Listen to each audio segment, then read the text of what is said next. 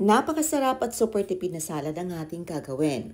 Magpapainitan tayo ng 7 cups of water, 15 grams of softy chili powder, ibuhos lang natin ito and i-turn on natin ang stove.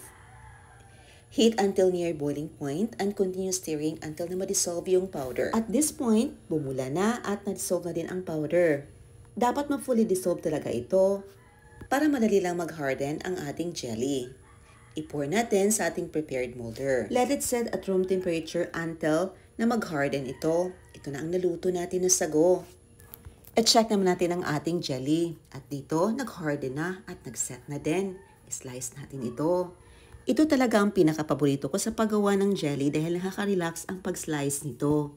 Lalo na pag minix mo yan, nakakatuwa at napakintab ng kulay din.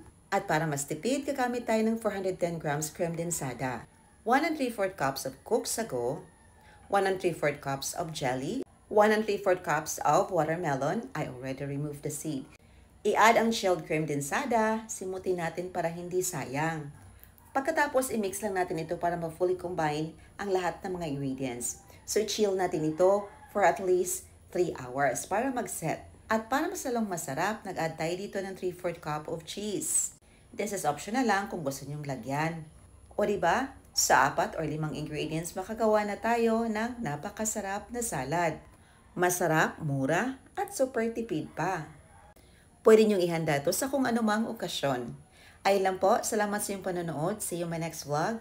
God bless you all and stay safe everyone. Bye and enjoy!